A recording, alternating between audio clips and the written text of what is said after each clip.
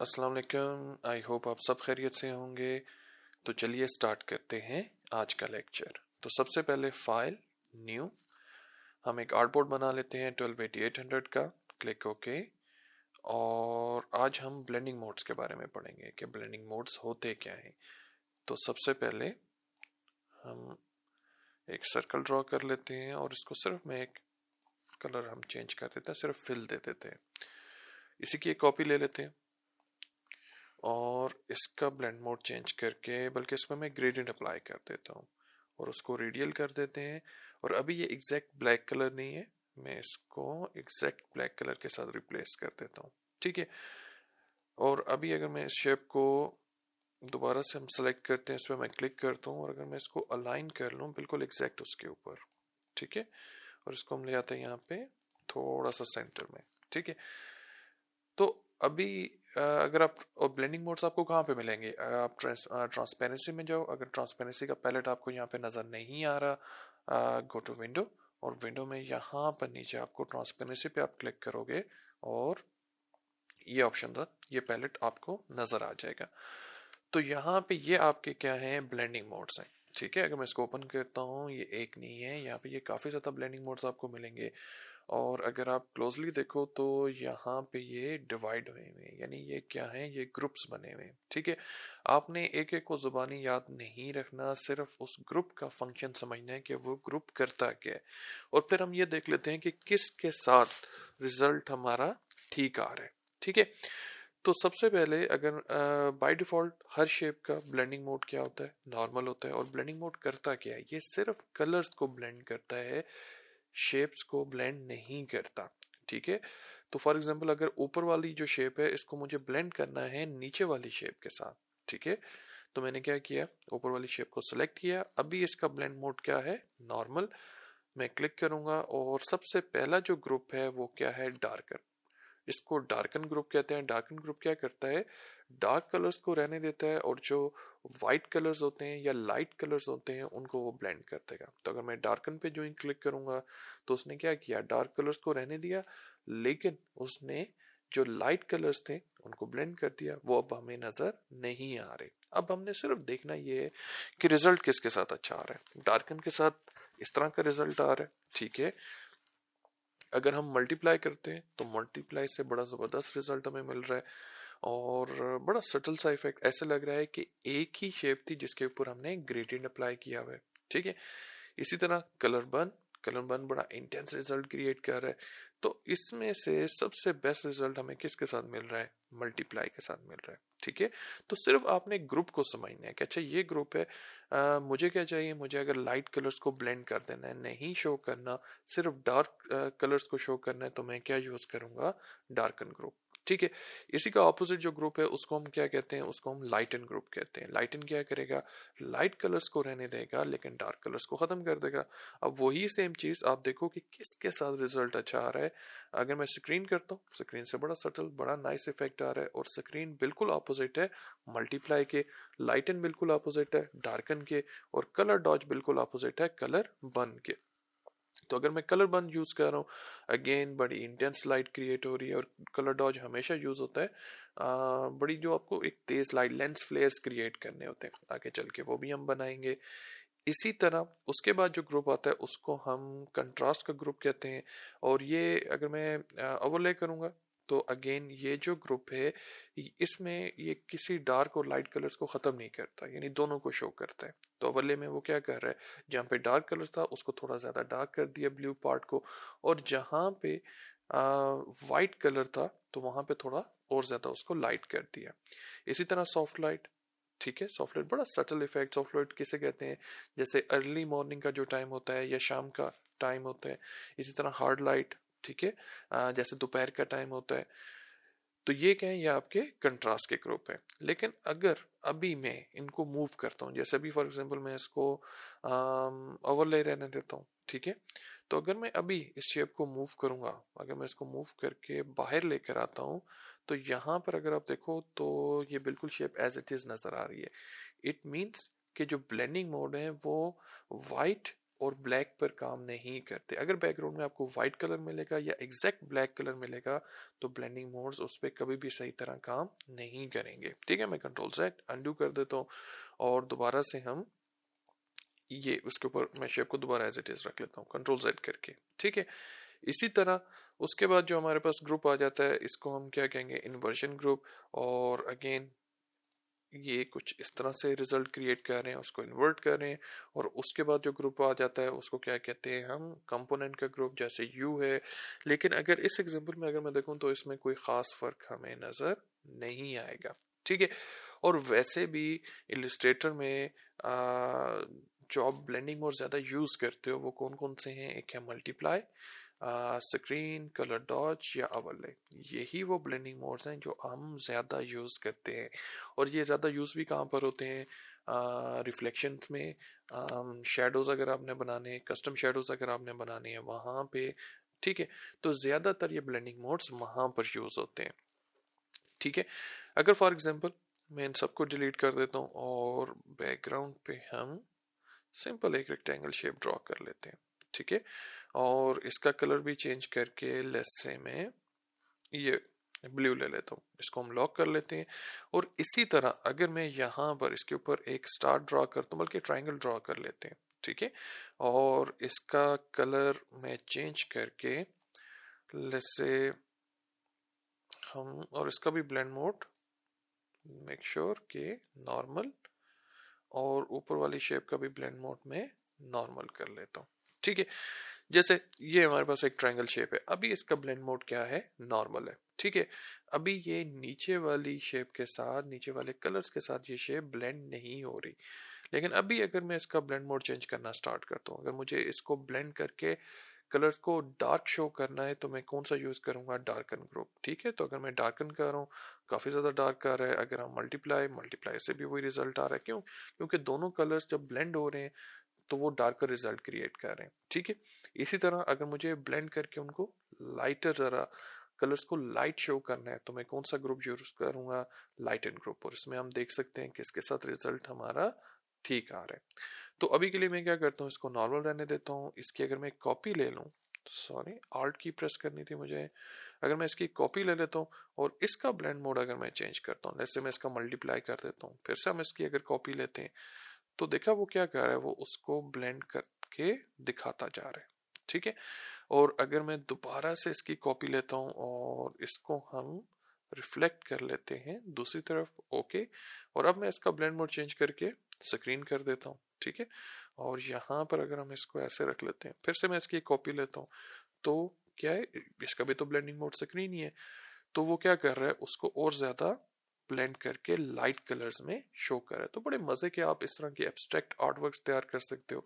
ठीक है, और इसको मैं ओवरले कर देता हूँ। ओवरले क्या कर रहा है, किसी कलर को खत्म नहीं कर रहा, बस उसको एज इट इज नीचे वाले कलर्स के साथ ब्लेंड करके दिखाता जा रहा है। ठीक है, तो इस तरह के भी आर्ट वर्क्स बड़े मजे के आप एब्स्ट्रैक्ट आर्ट वर्क्स बना सकते हो। सिर्फ क्या करना है, इसमें आपने ब्लेंडिंग मोड्स को चेंज करना है और कुछ भी नहीं करना। ठीक है, तो अब हम स्टार्ट करते हैं कि कैसे हम इनको अपने डिजाइन्स में यूज करेंगे। तो ये मैं एक इमेज ड्रैग एंड ड्रॉप करता हूँ, इलस्ट्रेटर में हम ले आते हैं और उसी तरह मैं इसको स्केल अप कर लेता हूँ। क्यों ना इसको मैं अलाइन कर लूँ टॉप, और फिर मैं इसको यहाँ से स्केल अप कर लेता हूँ और इमेज को हम कर लेते हैं लॉक। तो सबसे पहले ये वाला डिजाइन, वैसे अगर आप देखो तो इसमें ये जो लोगो बना हुआ है, ये जो ड्रैगन शेप बनी हुई है, ये सिर्फ ग्रेडियंट्स की मदद से बनी हुई है और यही चीज हमने बनानी है। लेकिन यहाँ पर अगर आप देखो तो आपको क्या नजर आ रहा है, कस्टम शेडो नजर आ रहा है। यहाँ पे भी कस्टम शेडो बना हुआ है, यहाँ पे भी कस्टम शेडो बना हुआ है। अब ये चीज हम ड्रॉप शेडो से नहीं बना सकते। ठीक है, तो फिर हम क्या यूज करेंगे, ब्लेंडिंग मोड्स। तो सबसे पहले हम ये देख लेते हैं कि ये शेप हमें कैसे बनानी है। तो लेटर डी सिंपल, अगर आपको लेटर डी चाहिए आप टी प्रेस करो, टी पे क्लिक करके क्लिक किया और लेटर टी, और फिर बेशक आप इसका टाइपफेस चेंज करो, चेंज कर लें, कोई सा भी आप यूज कर लो, इट डजंट मैटर। बल्कि अगर आपको ये एग्जैक्ट चाहिए, आई थिंक ये है फटूरा, और मैं ये फटूरा ले लेता हूँ, फटूरा बोल्ट। और इसको हम स्केल अप कर लेंगे। ठीक है, तो अभी के लिए मैं लेटर डी रहने देता हूँ क्योंकि जो इसमें मेन पार्ट है हम वही बनाते हैं। तो मैं इसका 1/2 बनाऊंगा, ये वाला पार्ट मैं बनाऊंगा, ये आपने खुद बनाना है। तो सबसे पहले हम देख लेते हैं कि इसमें हमें शेप्स जो हैं वो कितनी टोटल बनानी है। तो अगर आप यहाँ पे देखो तो सबसे पहले जो एक मेन शेप है वो हमें एक बार एज इट इज बना लेनी है। ठीक है, उसके बाद अगर आप देखो तो यहाँ पे कलर्स चेंज हो रहे हैं और इसमें एक छोटा सा ट्रिक है कि यहाँ पे तो कलर्स आपको शो हो रहे हैं लेकिन इवेंचुअली आगे जाके वो कलर्स खत्म हो रहे हैं। ठीक है, और फिर यहाँ पे भी वही सेम चीज़ है, कलर शो हो रहे हैं लेकिन यहाँ पर आके बिल्कुल ख़त्म हो रहे हैं और फिर यहाँ पे भी कलर चेंज हो रहे हैं। तो सबसे पहले मैं क्या करता हूँ, पेन टूल ले लेता हूँ, सिंपल स्ट्रोक, और हम क्यों ना यहाँ से इस शेप को बनाते हैं। अब आपको यहाँ से इसको क्या करना है, राउंड करना है। ठीक है, आप राउंड कर सकते हो, कोई इशू नहीं। या एक छोटा सा ट्रिक है, आप क्या कर सकते हो, यहाँ पे बिल्कुल शिफ्ट की प्रेस करके मैं क्लिक कर देता हूँ ऐसे। ठीक है, अब देखा यहाँ पे मैंने उस शेप को राउंड नहीं किया और अब मैं यहाँ पर क्लिक करके बिल्कुल उसको हैंडल दे देता हूँ ऐसे, स्ट्रेट हैंडल। ठीक है, और फिर हम क्या करते हैं, यहाँ पर क्लिक करके ये कर लेते हैं, ऐसे बना लेते हैं शेप।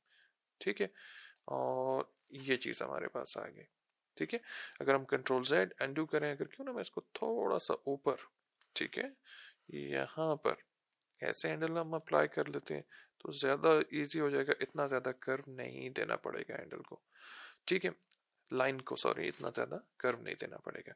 और उसके बाद यहाँ पे हम ये ऐसे, तो मैं ऑल्ट की प्रेस करके क्या, इस हैंडल की जो लेंथ है वो थोड़ी कम कर देता हूँ क्योंकि इसमें इतना ज़्यादा कर्व यहाँ पे मुझे शो नहीं करना, और इसको भी हम बाद में फिक्स कर लेंगे।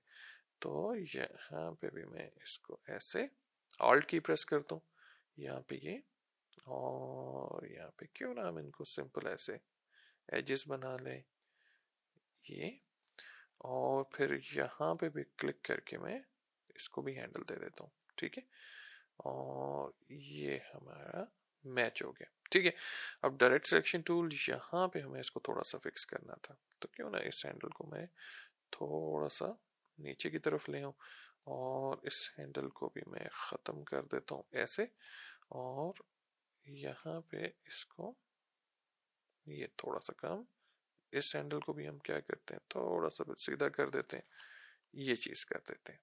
ठीक है, और इसको भी थोड़ा सा ऐसे, और इसको भी थोड़ा सा स्ट्रेट कर देते हैं ताकि उसमें कर्व ना आए। ठीक है, यहाँ से भी इसी तरह।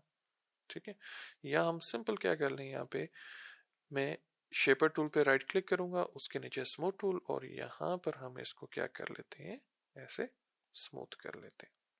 ठीक है, और ये स्मूथ हो गया। अब हमें क्या करना है, ये पार्ट जो हमने यहाँ पे इसको राउंड नहीं किया था, अब मुझे अगर इसको राउंड करना है, यहाँ से कर्व में लेकर आना है, तो मैं क्या करूँगा, डायरेक्ट सिलेक्शन से इस पॉइंट को सिलेक्ट करूँगा और इसके यहाँ पे जो कॉर्नर रेडियस आ जाएगा उसको मैं यहाँ से राउंड कर लेता हूँ। अब मुझे करना क्या है, सिर्फ ये जो 2 पॉइंट्स हैं इन्हीं को मैं दोबारा सेलेक्ट कर लेता हूँ। सेलेक्ट करके मैं अप एरो की से थोड़ा सा मैंने सिंपल एक दफ़ा प्रेस किया और इसको हमने ज़रा ऊपर शिफ्ट कर लिया ताकि वो एग्जैक्ट मैच हो जाए। अब हमें क्या करना है, दूसरी शेप बनानी है। एक शेप ये भी है तो ये पहले बना लेते हैं।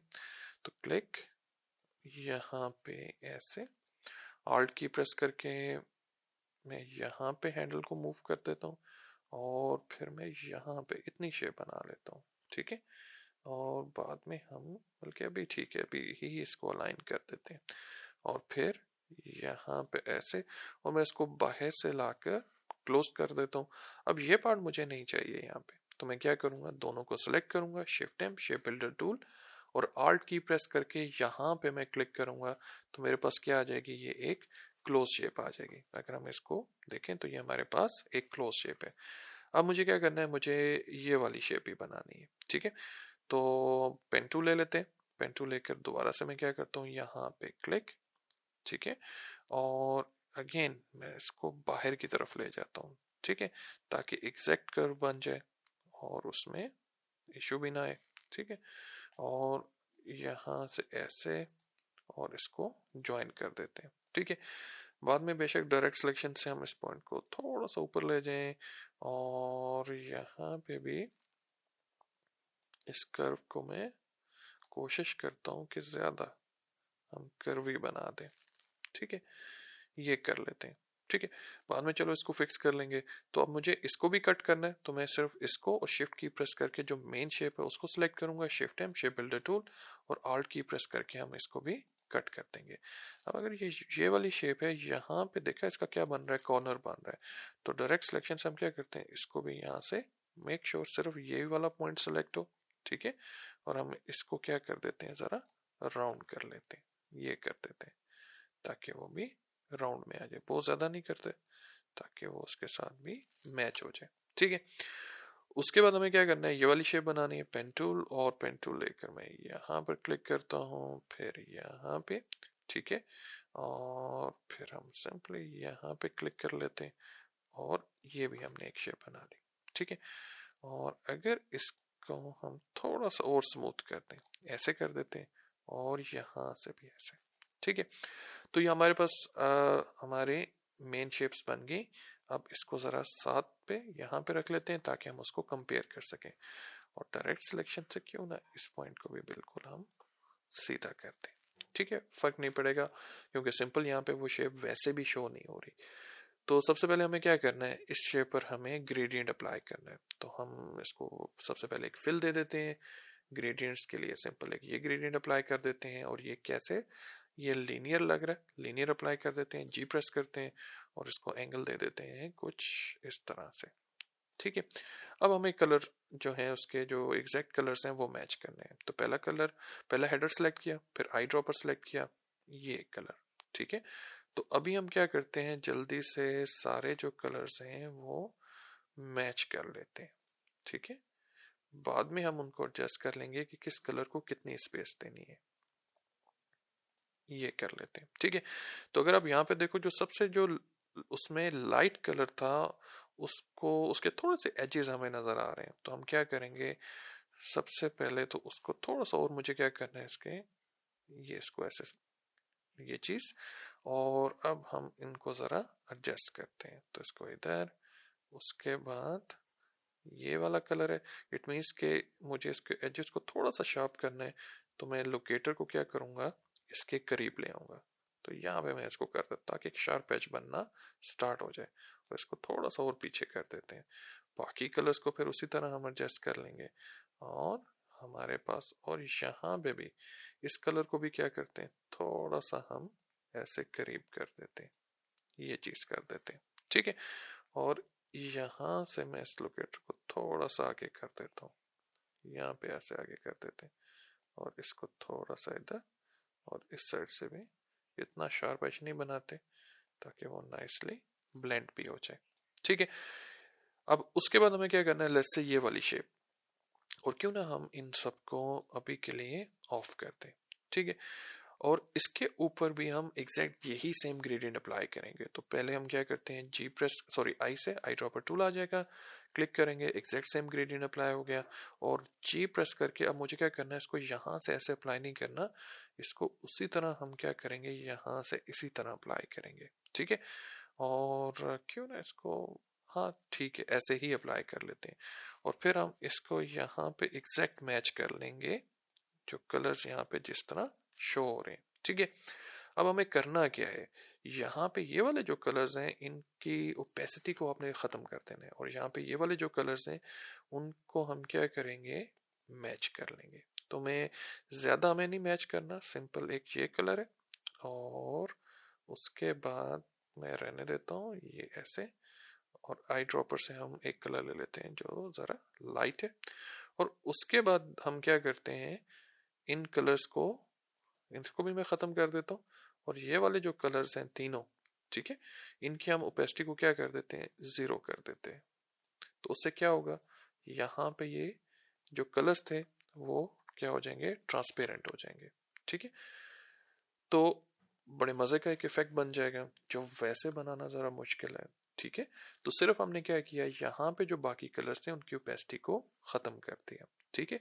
वो ट्रांसपेरेंट हो गए, जिससे अगर मैं शेप को मूव करता हूँ, जैसे फॉर एग्जांपल अगर मैं यहाँ पर लेकर आता हूँ, तो देखा वहाँ पे क्या हो रहा है, जो नीचे वाले कलर्स है ना वो आपको नज़र आ रहे हैं, ठीक है। उसके बाद हमें क्या करना है, ऊपर वाली एक शेप ले लेते हैं और इसके ऊपर भी हमें ग्रेडियंट अप्लाई करना है, और इसमें ग्रेडियंट्स जो हैं वो ज़रा डिफरेंट कलर्स हैं, और यहाँ पे भी वही चीज़ है, यहाँ पे जाके वो कलर्स क्या हो गए, ख़त्म हो गए, उनकी ओपेसिटी को हमें ख़त्म कर देने। तो सबसे पहले हम क्या करते हैं, इसको क्यों ना आई ड्रॉपर से यही सेम ग्रेडियंट दे देते हैं, बाद में कलर्स को हम चेंज कर लेते हैं। तो इसमें इतने ज़्यादा कलर अभी के लिए मैं सिंपल 2 ही रहने देता हूँ। पहले हम मैच कर लेते हैं, पहला एक कलर ये, फिर हम ये वाला ले लेते हैं कलर, फिर उससे चेंज हो रहा है, और यहाँ पे जो 2 कलर्स होंगे उसकी ओपेसिटी को हम क्या कर देंगे, 0 कर देंगे। तो मैंने इन यहाँ पर उनको क्या कर दिया, 0 कर दिया। अब हम जी प्रेस करते हैं, सबसे पहले तो आई ड्रॉपर को ख़त्म करेंगे, जी प्रेस करके इसको भी एक हम एंगल दे देते हैं ऐसे, ठीक है। और यहाँ पे भी देखा ये कर्व बनना स्टार्ट हो गया। और फिर हम डिसाइड कर लेंगे, जैसे अगर मुझे इसको थोड़ा सा कर्व को आगे लेकर आना है, ठीक है, यहाँ पे मैं इसको ज़रा थोड़ा सा आगे कर लेता हूँ, ठीक है। इन कलर्स को थोड़ा सा हम डार्क भी कर सकते हैं, लेकिन ठीक है, ऐसे सही लग रहा है। उसके बाद हमें क्या करना है, इसके ऊपर जो एक शेप है वो भी बना लेते हैं, और इसको भी हम यहाँ पर शिफ्ट एक्स क्या करेगा, उसको सिर्फ एक फिल दे देगा, और ब्लैक एंड वाइट, और यहाँ पे सिंपल 2 कलर्स हैं, तो एक कलर हम ले लेते हैं ये, और दूसरा कलर हम ले लेते हैं ये। और फिर जी प्रेस करके सबसे पहले अगेन आई ड्रॉपर ख़त्म किया, जी प्रेस करके इसको फ्रॉम टॉप टू बॉटम ऐसे अप्लाई कर देते हैं, तो आपके पास आपका डिज़ाइन, आपका लोगो रेडी हो गया, ठीक है। अब हमें करना क्या है, हमें यहाँ पर, और क्यों ना इसको कर्व को थोड़ा सा, ये जो कर्व नज़र आ रहा है इसमें ज़्यादा मुझे ये कर्व नज़र आ रहा है, तो अगर मैं इसको थोड़ा सा ऐसे स्ट्रेट कर दूँ, अब ज़्यादा बेहतर लग रहा है। और यहाँ से भी ये चीज़ ज़्यादा कर्वी होनी चाहिए, तो इसको एक साइड से भी हम ज़्यादा कर्व कर सकते हैं, या सिंपल अगेन वही सेम चीज़, आप स्मूथ टूल लेकर इसको यहाँ से ऐसे स्मूथ कर लो, ताकि बिल्कुल वहाँ से वो लाइन आपकी स्मूथ होना स्टार्ट हो जाए। आप ऐसे भी कर सकते हो, ठीक है। अब हमें ये एक शेडो क्रिएट करना है, तो मैं क्या करूँगा, सिंपल यहाँ पे डी के बजाय मैं सिंपल यहाँ पे एक रेक्टेंगल शेप ड्रॉ कर लेता हूँ, सिर्फ आपको समझाने के लिए, और इसको इतना ड्रॉ कर लेते हैं, ठीक है। और इसको कलर दे देते हैं हम ये, और इसको कहाँ पे रखेंगे, इन सब के नीचे, और यहाँ से उठा के मैं नीचे यहाँ पे ड्रॉप कर देता हूँ, और इसको ऐसे, ये चीज़, ठीक है। तो देखा अभी आपको इसमें ये फ़र्क नज़र आ रहा है, ठीक है। तो यहाँ पे क्या है, यहाँ पे एक शेडो हमें नज़र आ रहा है, अब वो ड्रॉप शेडो नहीं है, तो हमें एक कस्टम शेडो बनाना है। तो उसके लिए मैं क्या करता हूँ, दोबारा से सिंपल आप इसको ऐसे भी शेप ड्रॉ कर सकते हो, या मैं पेन टूल लेकर क्या करता हूँ, यहाँ पे ये इस तरह की एक शेप बना लेता हूँ डायगोनल, ठीक है। हम ऐसे भी कर सकते हैं, ठीक है, या सिंपल अगर मैं इसको डिलीट करके यहाँ पर सिंपल इस तरह की अगर एक शेप मैं बना लूँ, और फिर मैं क्या करता हूँ, वैसे अभी मैं इसका कलर चेंज कर रहा हूँ ब्लैक, और यहाँ पे हमारे पास एक टूल होगा, स्केल टूल पे आपने राइट क्लिक करना है, और उसके नीचे आपको एक टूल मिलेगा शेयर टूल। तो अगर मैं इसको शेयर कर देता हूँ ऐसे, तो ये भी ज़्यादा इजी हो जाएगा उस शेप को डायगोनल बनाना। आप ऐसे इसको भी यूज़ कर सकते हो फॉर दिस पर्पस। और फिर मैं इस शेप को भी क्या करता हूँ, इसके नीचे रख देता हूँ, तो यहाँ पे हम इसको भी उठा के नीचे रख देते हैं। अब मुझे करना क्या है, मुझे इस चीज़ को शेडो में कन्वर्ट करना है। और यहाँ पर अगर आप शेडो देखो, यानी हमारा जो सब्जेक्ट है उसके पास जो शेडो है वो काफ़ी डार्क है, काफ़ी स्ट्रांग है, लेकिन जितना वो शेडो एक्सपेंड कर रहा है, उससे दूर जा रहा है, वो इवेंचुअली फेड आउट हो रहा है, ख़त्म हो रहा है। वही चीज़ हमें एज इट इज़ बनानी है यहाँ पर। तो ये भी हम किससे बनाएंगे, सबसे पहले ग्रेडियंट अप्लाई करेंगे, और फिर इसका हम ब्लेंडिंग मोड चेंज करेंगे। तो सबसे पहले मैं क्या करता हूँ, वाइट और ब्लैक, और मैं जी प्रेस करूँगा, और ब्लैक कलर यहाँ होना चाहिए और वाइट यहाँ पर होना चाहिए। तो वाइट हम यहाँ पर ऐसे अप्लाई कर देते हैं, ठीक है। और अब बेशक अब हम उसका एंगल चेंज करना है, क्योंकि हमें इसको भी डायगोनल करना है, ठीक है। और फिर ये, और क्यों ना ऐसे ही मैं बना लेता हूँ, ठीक है। और ब्लैक कलर को थोड़ा सा ज़्यादा स्पेस दे देते हैं, ठीक है। अब मुझे क्या करना है, मुझे इसके ब्लेंड मोड को चेंज करना है। मुझे एक ऐसा ग्रुप देखना है जिसमें क्या होता है, जो लाइट कलर्स हैं वो ख़त्म हो जाए, ब्लेंड हो जाए, और जो ब्लैक कलर्स हैं वो एज इट इज़ शो हो। तो यहाँ पे जो सबसे पहला ग्रुप है टेक्निकली ये सेकंड ग्रुप होगा, फर्स्ट वाला नॉर्मल ग्रुप है। तो ये जो आपका सेकंड ग्रुप है डार्कन ग्रुप, उससे हमें रिजल्ट मिल जाएगा सही। अब हमने देखना ये है किसके साथ रिजल्ट अच्छा आ रहा है। डार्कन के साथ अच्छा आ रहा है? नहीं, इसके साथ अच्छा नहीं आ रहा। मल्टीप्लाई से बड़ा ज़बरदस्त रिजल्ट आ रहा है। इसी तरह कलर बर्न क्या कर रहा है, उसको काफ़ी इंटेंस रिजल्ट क्रिएट कर रहा है।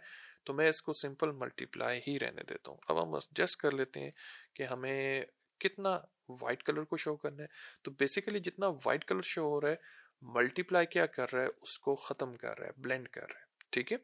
और स्टिल अगर मैं यहाँ पे क्लिक करता हूँ, आपको अगर यहाँ पे ये लाइन देखा, थिन सी वाइट लाइन भी नज़र आ रही है। ठीक है। तो हम चेक कर लेते हैं कि ये एग्जैक्ट वाइट कलर है और दूसरी साइड पे एग्जैक्ट आपका क्या होना चाहिए, ब्लैक कलर होना चाहिए, जस्ट टू मेक श्योर। ठीक है। और स्टिल मैं क्या करता हूँ, जो वाइट कलर है इसको हम थोड़ा ज़्यादा स्पेस दे देते हैं। ठीक है, ऐसे करते हैं। लेकिन स्टिल अगर ये आपको लाइन नज़र आ रही है तो आप क्या कर सकते हो, वाइट कलर की ओपेसिटी को ख़त्म कर दो। ठीक है। तो वहाँ पे अब वो डेफिनेटली आपको वाइट कलर की जो बिल्कुल है उसका जो एज था, एक थिन लाइन नज़र आ रही थी, वो अब आपको नज़र नहीं आएगी। ठीक है। अब हम थोड़े से ब्लैक को ज़रा ज़्यादा स्पेस अलाउ कर देते हैं। और स्ट्रिंग अभी स्टिल अभी ये जो इफेक्ट है काफ़ी स्ट्रॉन्ग नज़र आ रहा है, यानी उसका शेडो। तो हम ट्रांसपेरेंसी में जाके इसकी ओपेसिटी को ज़रा कम कर देते हैं। तो यहाँ पे अगर हम उसकी ओपेसिटी को ज़रा कम कर दें, लेट्स से 60 कर लेते हैं, तो बड़ा नाइस, बड़ा सटल सा इफेक्ट हमारे पास बन जाएगा। और मेक श्योर अगेन ओपेसिटी हमें 0 ही रखनी है। ठीक है। तो यहाँ पे ओपेसिटी हम 0 रखेंगे ताकि वो नाइसली क्या हो जाए, उस शेप के साथ ब्लेंड हो जाए। तो इसको थोड़ा सा ज़्यादा अलाउ कर देते हैं। ये चीज़ आपके पास आ गई। और यहाँ पे अगर इसको थोड़ा सा कम, ऐसे, और ये चीज़ देखें, तो यहाँ पर अगर आप देखो तो उसका शेडो बनना स्टार्ट हो जाएगा। तो जो इसका दूसरा हाफ है वो भी आपने इसी तरह खुद से बनाना है। सबसे पहले आप क्या करोगे, उसकी एक आउटर शेप बना लोगे कंप्लीट, और फिर जहाँ जहाँ पे कलर्स चेंज हो रहे हैं, ग्रेडियंट्स चेंज हो रहे हैं, वहाँ पे आपने एक सेपरेट शेप बना लेनी है। ठीक है। तो मैं इसको भी डिलीट करता हूँ। अब बनाते हैं दूसरी शेप। अब पहली वाली शेप में क्या बन रहा था, यहाँ पे शेडो बन रहा था, और यहाँ पे अब आपके पास क्या आ रही है, एक रिफ्लेक्शन बन रही है। ठीक है। तो सबसे पहले तो हम ये एक शेप बना लेते हैं। तो वो कॉक को कैसे बनाएंगे, तो सबसे पहले मैं एक सर्कल ले लेता हूँ, और सर्कल को मैं एक आउटलाइन दे देता हूँ, स्ट्रोक दे देता हूँ ब्लैक कलर का। अब मैं यहाँ पे शेप बनाता हूँ ऐसे, और सर्कल ले लेते हैं, दोनों को सिलेक्ट करते हैं और मेक श्योर ये एग्जैक्ट सेंटर में हो, ये कर लेते हैं। और इसको क्यों ना थोड़ा सा ऊपर की तरफ ड्रॉ कर लेता हूँ ऐसे। अब मैं यहाँ पे इसको रोटेट करता हूँ, यहाँ से ये ऑल्ट की प्रेस करके क्लिक करूँगा, और कितनी कॉपीज चाहिए मुझे आप काउंट कर लो, 1 2 3 4, 1 2 3 4। तो 360 डिवाइडेड बाय 8। ठीक है। आप प्रीव्यू देख लो, कॉपी, और फिर आप क्या करोगे, कंट्रोल डी लास्ट एक्शन को रिपीट कर लोगे। ठीक है। अब सबको आप सेलेक्ट कर लो, और पाथफाइंडर में जाके मैं क्या कर देता हूँ, माइनस फ्रंट, यानी ऊपर वाली जो शेप्स थी वो नीचे वाली शेप में से माइनस हो गई। अब हमें क्या करना है, दोबारा से एक और शेप बनानी है, सर्कल बनाना है। ठीक है। मैं ये बना लेता हूँ ऐसे, और अगर हम दोनों को फिल दे दें, ठीक है, तो फिर से मुझे क्या करना है, माइनस फ्रंट। ठीक है। ये चीज़ आपके पास आ गई। अब आपने क्या करना है, बीच में ये पार्ट बना लेना है। आई थिंक ये आप इजीली बना लोगे, ये मुश्किल नहीं है। सबसे पहले तो मैं क्या करता हूँ, इसको ये वाला हम ग्रेडियंट भी अप्लाई कर लेते हैं। ठीक है।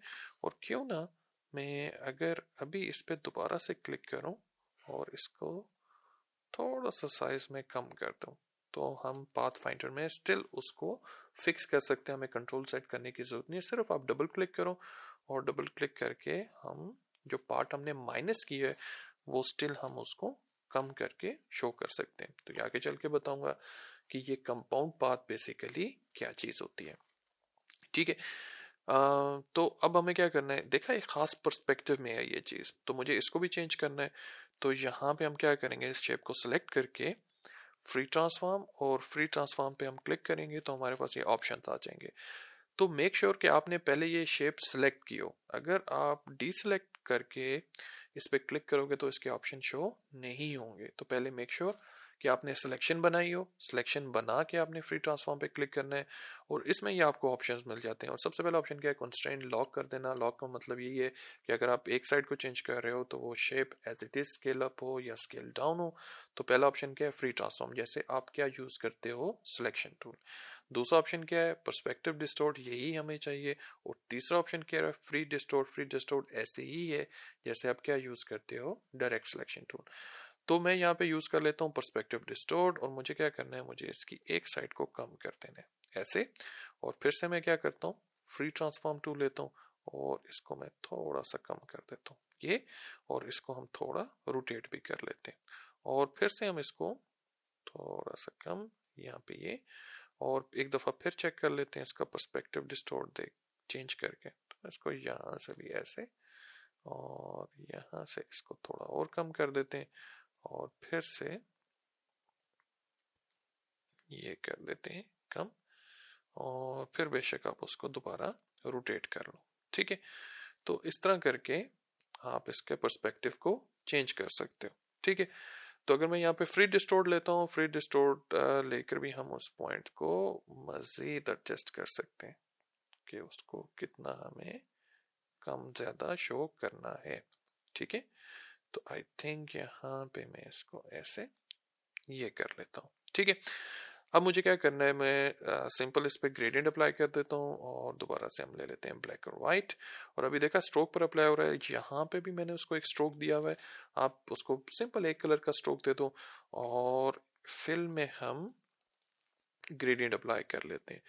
तो यहाँ पे हमें कलर चाहिए, सबसे पहले एक ऑरेंज, फिर थोड़ा सा डार्क, और फिर ये चीज़ आ जाएगी हमारे पास। फिर हम जी प्रेस करते हैं और मेक श्योर कि इसका जो ब्लेंड मोड है वो नॉर्मल ही रहे। ठीक है, तो दोबारा से हम इस शेप को सिलेक्ट करेंगे और यहाँ पे इसकी ओपेसिटी को भी मैं चेंज कर देता हूँ। राइट, इसकी ओपेसिटी कम हुई भी थी। ठीक है, तो मेक श्योर ये अगर उसमें इशू आए लाजमी आप ये चेक किया करो कि उसका ब्लेंड मोड तो नहीं कहीं आपने चेंज किया हुआ और उसकी ओपेसिटी तो नहीं कहीं पे कम ज्यादा की हुई। ठीक है, जी प्रेस करते हैं और इसको एंगल भी हम थोड़ा सा चेंज कर देते हैं। तो इसको यहाँ पे सेंटर में ले आता हूँ ऐसे, और फिर से ग्रेडियंट में जाके इसका एंगल थोड़ा सा चेंज कर लेते हैं, बाद में हम इसको एडजस्ट कर लेंगे। ठीक है, अभी के लिए हम इसको ये ही रहने देते हैं। अब करना क्या है, यहाँ पे हमें रिफ्लेक्शन बनानी है। ठीक है, तो सिंपल पेन टूल और पेन टूल लेकर हम एक ऐसी शेप बना लेते हैं कर्व में। ठीक है, जैसे ये एक शेप बना ली और फिर इसको यहाँ पे फर्स्ट पॉइंट के साथ ज्वाइन कर दिया, डायरेक्ट सिलेक्शन टूल लिया, ये वाला पॉइंट थोड़ा सा नीचे ले आते हैं यहाँ पे। ठीक है, सबको सिलेक्ट करना है, दोबारा से क्या करते हैं, shift M, shape builder tool, इसको माइनस कर देते हैं तो हमारे पास क्या आ जाएगी, एक शेप आ जाएगी। ठीक है, और अगर मैं इसको बैकग्राउंड चेंज कर देता हूँ, बिल्कुल सेम बैकग्राउंड, अब ये एग्जैक्ट वाइट बैकग्राउंड नहीं है। ठीक है, तो हम ये वाला बैकग्राउंड ले लेते हैं और इसको भी मैं क्या करता हूँ, उठा के नीचे रख लेता हूँ। तो शॉर्टकट की यूज कर लेते हैं, कंट्रोल शिफ्ट और लेफ्ट स्क्वायर ब्रैकेट। तो उसने क्या किया, उस शेप को उठा के सबसे नीचे रख दिया। इसको भी हम लॉक कर देते हैं और अब अगर हम ये डिजाइन यहाँ पे रख लेते हैं, ठीक है, कंपेयर कर लेते हैं थोड़ा सा नीचे। तो सबसे पहले क्या करना है, अब इस पर रिफ्लेक्शन बनानी। तो रिफ्लेक्शन के लिए भी आपको सेम ब्लैक और वाइट ग्रेडियंट अप्लाई करना है। और जब अब आप यहाँ पे चेक कर लो कि व्हाइट कलर कहाँ पे शो करना है, तो व्हाइट यहाँ पर होना चाहिए। मैं जी प्रेस करता हूँ और ये ऐसे अप्लाई कर देता हूँ। ठीक है, अब हम क्या करेंगे, इसके ब्लेंड मोड को चेंज करेंगे। अगेन आपने सिर्फ सबसे पहले क्या करना है, ग्रुप देख लेना है किस ग्रुप के साथ हमें रिजल्ट सही मिलेगा। ठीक है, तो जैसे डार्कन ग्रुप क्या करता है, लाइट कलर्स को खत्म कर देता है, डार्क कलर्स को एज इट इज रहने देता है। अब यहाँ पे हमें क्या चाहिए, लाइट कलर्स चाहिए, डार्क कलर्स नहीं चाहिए, तो हम ये वाला ग्रुप यूज करेंगे लाइटन। तो अगर मैं लाइटन पे क्लिक कर रहा हूँ इतना खास इफेक्ट नहीं आ रहा। ठीक है, अगर हम स्क्रीन कर रहे हैं काफी बेहतर। ठीक है, और कलर डॉज क्या कर रहा है, काफी इंटेंस रिजल्ट क्रिएट कर रहा है। तो मैं सिर्फ क्या यूज कर लेता हूँ, स्क्रीन। और अब हम उसी तरह क्या करते हैं, जो ब्लैक कलर जहाँ पे था हम उस कलर को भी क्या करते हैं, उसकी ओपेसिटी को 0 कर देते हैं। ठीक है, और अगर स्टिल यहाँ पे अगर आप देख रहे हो रिफ्लेक्शन जो बने ना, काफी स्ट्रॉन्ग रिफ्लेक्शन बन रही है, तो हम ट्रांसपेरेंसी में जाकर उसकी ओपेसिटी को जरा कम कर देंगे ताकि एक सटल सा इफेक्ट बन जाए। ठीक है। तो इसको 50 कर देते हैं कुछ इस तरह से, ठीक है। और फिर से अगर मैं जी प्रेस करूं तो अगर हम इसको थोड़ा बाहर से ड्रॉ कर लें, ऐसे ड्रॉ कर लें, फिर भी बड़ा नाइस सा एक सटल सा इफेक्ट आपके पास यहाँ पर बन जाएगा, ठीक है। तो आपने क्या करना है, ये इस तरह आपने ब्लेंडिंग मोड्स को यूज करके इस तरह की रिफ्लेक्शंस और इस तरह के शेडोज इजीली आप बना सकते हो, बना लोगे इजीली, ठीक है। उसके बाद इन सबको डिलीट करते हैं, जंप करते हैं, इसको मैं दोबारा लॉक कर लेता हूँ। जैसे ये शेप है, अगेन सारी शेप नहीं बनाऊंगा, सारा डिज़ाइन हम नहीं बनाएंगे, सिर्फ कुछ पार्ट्स, ताकि वो चीज़ आपको क्लियर हो जाए। जैसे यहाँ पे भी क्या बन रही है, रिफ्लेक्शन बन रही है, तो मैं पेन टूल लेता हूँ। और आपने सबसे पहले यही चीज़ देख लेनी है कि आपके डिज़ाइन में कौन सी चीज़ रिफ्लेक्ट हो रही है। तो अगर मैं इसको एक दफ़ा बनाऊँ और बनाने के बाद इसको मैं दूसरी तरफ क्या कर लूँगा, यहाँ पे रिफ्लेक्ट कर लूँगा। तो सबसे पहले इसको बनाते हैं। और अगेन मुझे क्या चाहिए, सिर्फ अभी स्ट्रोक चाहिए ब्लैक कलर का। तो अगर मैं यहाँ पर क्लिक करता हूँ ऐसे, तो क्या ये शेप बन जाएगी? तो यहाँ पे थोड़ा सा इशू आ रहा है, ज़्यादा नहीं लेकिन बन जाएगी। तो अगेन मुझे हैंडल इतना नहीं, हैंडल को मैंने काफ़ी ज़्यादा कम कर दिया। और अब आप देखो तो यहाँ पे मैं क्या कर रहा हूँ, मैं सिंपल क्लिक कर रहा हूँ। अगेन यहाँ पे भी वही सेम ट्रिक हम यूज़ कर सकते हैं। अगर आपको इशू आ रहा है कि कर्व लाइन बनाने में, तो आप क्या कर सकते हो, आप इस तरह भी इस शेप को, बल्कि किसी भी शेप के कर्व को इजीली बना सकते हो, ठीक है। और यहाँ पे देखा, आपको भी स्ट्रोक नजर नहीं आ रहा, ठीक है। स्टिल हमने कलर क्या चूज किया हुआ है, ब्लैक, ठीक है। स्ट्रोक नजर नहीं आ रहा, तो आप चेक कर लो, शायद हो सकता है इसका ब्लेंड मोड आपने चेंज किया हो, ठीक है। तो मैं इसको दोबारा से क्या कर देता हूँ, नॉर्मल, और ओपेसिटी को भी मैं 100 कर देता हूँ, ठीक है। लाजमी ये चीजें चेक करनी है। जब भी आप इलस्ट्रेटर में, फोटोशॉप में किसी भी टूल की सेटिंग्स को चेंज करते हो, उसके ऑप्शंस को चेंज करते हो, तो वो खुद से डिफॉल्ट पे नहीं जाते, वो एज इट इज पे रहते हैं। फिर आपको दोबारा से उनको चेंज करना होता है। अब मैं क्या करता हूँ, ये पार्ट है जो मुझे राउंड करना है, तो मैं यहाँ से क्या ले लेता हूँ, डायरेक्ट सिलेक्शन टूल, इन दोनों को सेलेक्ट करता हूँ और इनको राउंड करता हूँ। देखा थोड़ा सा इशू आ रहा है, तो क्यों ना हम इसको, इस पॉइंट को और इस हैंडल को भी मैं खत्म कर दूँ, ठीक है। और इसको थोड़ा सा मैं नीचे इसके क्लोज कर देते हैं, ठीक है। देखते हैं कि वो सही तरह राउंड होंगे या नहीं। तो दोबारा से हम क्या करते हैं, दोनों को सिलेक्ट करते हैं और राउंड कर लेते हैं। तो यहाँ पे देखा इशू बन रहा है, कंट्रोल Z अनडू, इस हैंडल को मैं एज इट इज रहने देता हूँ। और यहाँ पे इसको थोड़ा सा मैं इनसाइड कर लेता हूँ, यहाँ पे भी इनसाइड कर लेते हैं, ठीक है। और राउंड करने के बाद हम उनको दोबारा से फिक्स कर लेंगे। नहीं राउंड कर रहा सही, तो मैं क्या करता हूँ, दोबारा से अगर हम इस शेप को बनाए, पेन टूल, क्लिक, लेकिन अब मैं क्या कर रहा हूँ, यहाँ पे ऐसे पॉइंट लगाता हूँ, ठीक है। और यहाँ पे अब मैं एक पॉइंट नहीं लगा रहा, ठीक है। तो इस पॉइंट की वजह से क्या बन रहा था, यहाँ पे इशू बन रहा था। तो अब मैं क्या करता हूँ, यहाँ पे क्लिक, और यहाँ पे भी मैं क्लिक, और यहाँ पे भी मैं पॉइंट ऐड नहीं करूँगा, बल्कि इनफैक्ट इसके यहाँ सेंटर में पॉइंट ऐड कर लेता हूँ, ठीक है। और फिर मैं इसको भी इसके साथ राउंड कर लेता हूँ। अब मैं डायरेक्ट सिलेक्शन टूल लेते हैं। डायरेक्ट सिलेक्शन से सबसे पहले तो इन दोनों पॉइंट्स को सेलेक्ट करके थोड़ा सा नीचे कर देते हैं यहाँ पे, ठीक है। और यहाँ पे भी हम इसको थोड़ा सा राउंड, और यहाँ पे भी मैं इसको थोड़ा सा फिक्स कर लेता हूँ, ठीक है। यहाँ पे भी हम इसको थोड़ा सा फिक्स कर सकते हैं, यहाँ पे भी ऐसे। अब मैं इन दोनों पॉइंट्स को सिलेक्ट करूंगा और फिर से अगर मैं अब राउंड कर दूंगा, अब कोई इशू नहीं आएगा, ठीक है। थोड़ा बहुत है लेकिन कोई नहीं, हम इसको फिक्स कर सकते हैं, ठीक है। तो इसको हम राउंड कर सकते हैं, तो ज़्यादा इजी हो जाएगा। अगर आप एग्जैक्ट कर्व बनाने बैठोगे पेन टूल से, तो काफ़ी टाइम लग जाएगा, ठीक है। तो उसके बाद फिर से हमें क्या करना है, ये इस कर्व और बनाना है, लेकिन अगर मैं वही चेक कर लेता हूँ, इससे काम शायद बन जाए। और इसको मैं ऐसे ज्वाइन कर देता हूँ और दोनों को सिलेक्ट करूंगा, shift M, shape builder tool, alt key press करके क्लिक करेंगे तो हमारे पास ये एक क्लोज शेप आ जाएगी, ठीक है। दोनों को सिलेक्ट करते हैं और क्यों ना इस साइड पे हम इसको कंपेयर कर लें। तो सबसे पहले क्या करना है, नीचे वाली जो शेप है उसको मैंने फिल में कन्वर्ट कर दिया शिफ्ट एक्स प्रेस करके, और ग्रेडियंट में हम सिंपल उसको एक ग्रेडियंट अप्लाई कर देते हैं और जी प्रेस करके हम एंगल मैच कर लेते हैं कुछ इस तरह से, और फिर हम कलर्स मैच कर लेते हैं। तो पहला कलर ले लेते हैं ये, और दूसरा कलर ले लेते हैं डार्क, और फिर मुझे क्या करना है, ये वाली शेप सेलेक्ट करनी है, और इसके ऊपर अब क्या बन रही है, रिफ्लेक्शन। तो अगेन वाइट और ब्लैक, जी प्रेस करेंगे, वाइट कलर यहाँ पर होना चाहिए दूसरी तरफ, और अब मैं सिर्फ क्या चेंज करूंगा, इसका ब्लेंडिंग मोड। अगेन हमें क्या चाहिए, हमें लाइट कलर्स चाहिए, ठीक है, और हमें डार्क कलर्स को शो नहीं करना। तो मैं कौन सा ग्रुप यूज करूंगा, मैं यूज करूंगा लाइटन। तो हमने देख लिया कि सबसे बेस्ट रिजल्ट किसके साथ आता है, स्क्रीन के साथ आता है, ठीक है। और अगर आपको स्टिल क्या करना है, ब्लैक कलर को ज्यादा, ब्लैक वाला पार्ट ज्यादा शो करना है, तो आप क्या कर सकते हो, सबसे पहले तो आप उसकी ओपेसिटी को 0 कर दो, ठीक है, और देखा बड़ा नाइस इफेक्ट बन जाएगा। और फिर भी अगर स्टिल आपको व्हाइट कलर को कम शो करना है और वो लगे कि वो ज्यादा रिफ्लेक्शन बड़ी जल्दी क्या हो रही है, फेड आउट हो रही है, तो आप क्या करो, व्हाइट कलर को कम स्पेस दे दो। और स्टिल यहाँ पे जो इफेक्ट है काफी स्ट्रांग है, तो ट्रांसपेरेंसी में जाके मैं क्या करूँगा, इसकी जो ओपेसिटी है वो हम कम कर लेते हैं, तो बड़ा एक सटल सा इफेक्ट बन जाएगा, ठीक है। तो इस तरह आपने क्या करना है, ये रिफ्लेक्शंस बना लेनी है जहां जहां पे ये आपको नजर आ रही हैं। अब ये शेप भी इसी तरह आप बना सकते हो, जैसे अगर फॉर एग्जांपल मैं एक क्लिक यहाँ पे करता हूँ, एक क्लिक यहाँ पे, फिर यहाँ पे, फिर यहाँ पे, और फिर यहाँ पे, ठीक है। और मैं इसको क्या करता हूँ, स्ट्रोक दे देते हैं हम, और अगेन नॉर्मल और ओपेसिटी में 100% कर देता हूँ। अब इसको कर्व्स में लाइंस, जितनी ये लाइंस हैं स्ट्रेट लाइंस, इनको कर्व्स में कन्वर्ट करना है। तो पेन टूल लेकर साथ ही अगर मैं आल्ट की प्रेस करूंगा तो मेरे पास क्या आ जाएगा, एंकर पॉइंट टूल।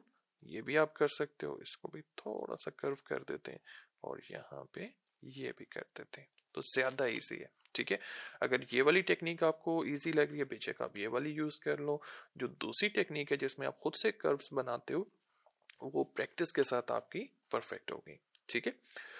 उसके बाद है हमारा आखिरी डिज़ाइन, और अगेन कुछ डिज़ाइन ऐसे होते हैं कि आपको नहीं समझ में आ रहे होते कि कहाँ से स्टार्ट करें, कैसे उसे बनाएं।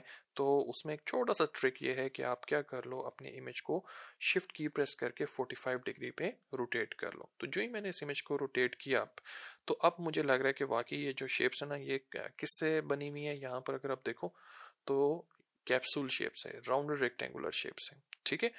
तो अब आपके लिए वो चीज़ बनाना ज़रा इजी हो जाएगा। तो मुझे भी क्या करना है, यहाँ पे मैं राउंड रेक्टेंगुलर शेप ले लेता हूँ कुछ इस तरह से, ठीक है। और अब मुझे क्या करना है, यहाँ पे देखा, यहाँ पे 2 कलर्स हैं, तो मैं क्या करूँगा, सबसे पहले उसको इनसाइड स्ट्रोक दूंगा और वेट ज़्यादा कर दूंगा। तो लेट्स हम इसका वेट कर लेते हैं 12, ठीक है। उसके बाद मुझे क्या करना है, कंट्रोल सी कंट्रोल एफ, इसी की एक कॉपी ले लेनी है और उसका वेट कर दूंगा आउटसाइड, ठीक है। अब मुझे इन दोनों को क्या करना है, अब किस में कन्वर्ट कर देना है, ऑब्जेक्ट में जाके मैं कर देता हूँ इनको एक्सपेंड अपीयरेंस, यानी फिल में कन्वर्ट कर देना है। अभी मैं कलर चेंज नहीं कर रहा, अब मुझे क्या चाहिए, इनकी कॉपीज चाहिए। उसको मैं थोड़ा सा ऐसे कर दूं, ठीक है, कम कर देते हैं। तो अब मैं क्या करूंगा, यहाँ पर इसकी एक कॉपी लूंगा और कंट्रोल डी, लास्ट एक्शन को हम रिपीट कर लेते हैं। तो मैंने कितनी कॉपीज बना ली, 5। सबको सिलेक्ट करेंगे, फिर से कंट्रोल सी कंट्रोल एफ, सबकी एक डुप्लीकेट कॉपी बना ली, और उनको भी क्या करेंगे, हम ऐसे रोटेट कर लेते हैं। ये चीज़ हमने बना ली, ठीक है। अब हम क्या करते हैं कि अपने डिज़ाइन को भी और इन सब को सिलेक्ट करके दोबारा से क्या करेंगे, मेक श्योर आपका जो इमेज है वो भी सिलेक्ट हो जाए, और दोबारा से हम इनको क्या करते हैं, 45 डिग्री पे रोटेट कर देते हैं, और अपने इमेज को दोबारा से लॉक कर लेते हैं, अपने लोगो को सिलेक्ट करते हैं, और यहाँ पे हमें ये वाले शेप्स नहीं चाहिए, मैं इनको डिलीट कर लेता हूँ। बेशक आप 4 जो है उनके कॉपीज बना लो, और अब मुझे इनको फिक्स करना है। यहाँ पे हम इसको रख लेते हैं ऐसे।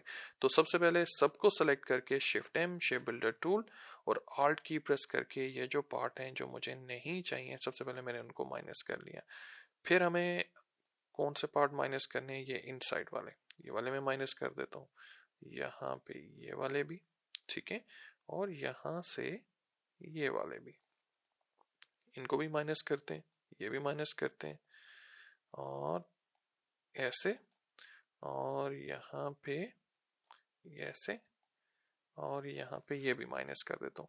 अब मुझे क्या करना है, आप देखते जो सेक्शंस आपस में ज्वाइन हो रहे हैं, उनको आप आपस में ज्वाइन कर दो सबसे पहले। तो मैं इनको आपस में ज्वाइन करता हूँ यहाँ पे ऐसे, बाद में हम कलर चेंज कर लेंगे, ज़्यादा इजी हो जाएगा, ठीक है। और इसी तरह यहाँ से ये ठीक है। तो मैं जल्दी सॉरी कंट्रोल Z अनडू, और यहाँ से ऐसे, और दोबारा से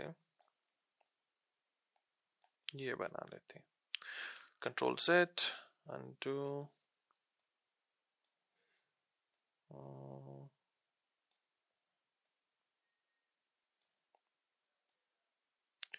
और ये भी हमने बना लिया है, और यहाँ से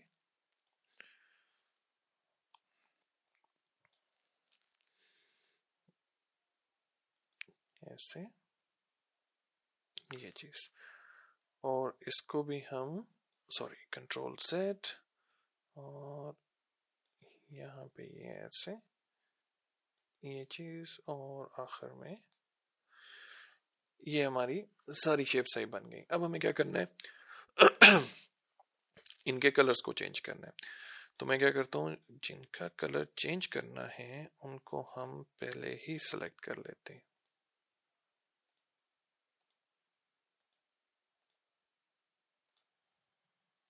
और आई ड्रॉपर से कलर मैच कर लेते हैं, ठीक है। और सबको सिलेक्ट करके कंट्रोल G ग्रुप कर देते हैं। और अभी आप देखो ना तो ये चीज़ काफ़ी फ्लैट लग रही है, और इसमें अगर आप देखो ना तो अगेन वो ऐसे लग रहा है कि वो जो पार्ट्स हैं, वो जो लाइन्स हमने बनाई हैं वो ओवरलैप हो रही हैं। क्यों? क्योंकि यहाँ पे क्या बन रहा है, ड्रॉप शेडो बन रहा है। अब ये जो शेडो है अगेन ये कस्टम शेडो है, ठीक है। कैसे बनाएंगे, सबसे पहले तो हम क्या करते हैं, एक को सिलेक्ट करके मैं सबसे पहले तो इसको अनग्रुप करता हूँ ताकि ये कलर थोड़ा सा मैं सिलेक्ट सिमिलर, और इसको फिर से हम क्या कर लें, थोड़ा तेज कर लेते हैं, ठीक है। ये सबको सिलेक्ट करते हैं, कंट्रोल G ग्रुप करते हैं। अब मुझे यहाँ पे क्या बनानी है, एक डायगोनल शेप बनानी है, ठीक है। तो डायगोनल शेप वैसे बनाना मुश्किल होता है, तो आप क्या कर सकते हो, शिफ्ट की प्रेस करके इसको रोटेट कर लो, ठीक है, पूरे डिजाइन को। और अब आपने क्या करना है, यहाँ पे सिंपल एक रेक्टेंगल शेप बना लेनी है, ठीक है। जैसे यहाँ पर मुझे कितना, यहाँ पे मुझे शेडो चाहिए, ठीक है। अब आप क्या करोगे, अगेन ग्रेडियंट, और ग्रेडियंट कौन सा यूज करोगे, black and white. G press करोगे और व्हाइट कलर ये नीचे होना चाहिए, ब्लैक यहाँ पे ऊपर होना चाहिए, और मेक श्योर ये एग्जैक्ट ब्लैक कलर हो, डार्क ग्रे कलर ना हो, ठीक है। और अब मैं इसका अगेन ब्लेंडिंग ट्रांसपेरेंसी में जाके इसका जो ब्लेंड मोड हम चेंज करेंगे वो कौन सा करेंगे, मल्टीप्लाई। मल्टीप्लाई क्या करेगा, डार्क कलर्स को रहने देगा, व्हाइट कलर्स को ब्लेंड कर देगा। और फिर भी अगेन आप क्या करो, अगर स्टिल आपको यहाँ पे हल्का सा एज नजर आ रहा हो तो आपने ग्रेडियंट में जाके जो व्हाइट कलर है उसकी ओपेसिटी को 0 कर देना है। और फिर हम दोबारा से क्या करते हैं, ब्लैक कलर को थोड़ी ज्यादा स्पेस दे देते हैं, और ट्रांसपेरेंसी में जाके उसकी ओपेसिटी को क्या कर देंगे, जरा कम कर देंगे, तो बड़ा एक सटल सा इफेक्ट बन जाएगा। 80% कर देते हैं। बस आपने यही कॉपी ले लेनी है इसी रेक्टेंगल शेप की, और इसको दोबारा से मैं ड्रैग करता हूँ यहाँ पे थोड़ा सा ऊपर, और आप इसको क्या करोगे, शिफ्ट की प्रेस करके रोटेट कर लोगे, ठीक है। और दैट्स इट, आपने क्या करना है, इसी तरह ये सारी कॉपीज हर जगह पे लगा देनी है, और कुछ भी नहीं करना। और फिर से आप सारे अपने डिजाइन को सिलेक्ट करोगे इन दी एंड, और शिफ्ट की प्रेस करके रोटेट कर लोगे। तो देखा यहाँ पे हमने क्या किया, वो कस्टम शेडो हमने बना लिया, ठीक है। तो इस तरह आप ब्लेंडिंग मोड्स को यूज़ करते हो अपने आर्टवर्क में, अपनी डिज़ाइंस में। और ज़्यादातर ब्लेंडिंग मोड यूज़ होता ही इसी पर्पज़ के लिए है, रिफ्लेक्शंस के लिए, शेडोज़ के लिए, जो हम कस्टम शेडोज़ बनाते हैं, कस्टम रिफ्लेक्शंस बनाते हैं, ठीक है। और इलस्ट्रेटर में जो ब्लेंडिंग मोड्स हैं वो ज़्यादा जो यूज़ होते हैं ब्लेंडिंग मोड्स, वो है मल्टीप्लाई, स्क्रीन, और कलर डॉज, और ओवरले, ठीक है। तो ये था आज का लेक्चर। तो चलें आज का लेक्चर वाइंड अप करते हैं। अल्लाह पाक आप सबको अपने ज़मान में रखे, अच्छे नसीब करें, and I will see you all in next lecture. अल्लाह हाफिज़।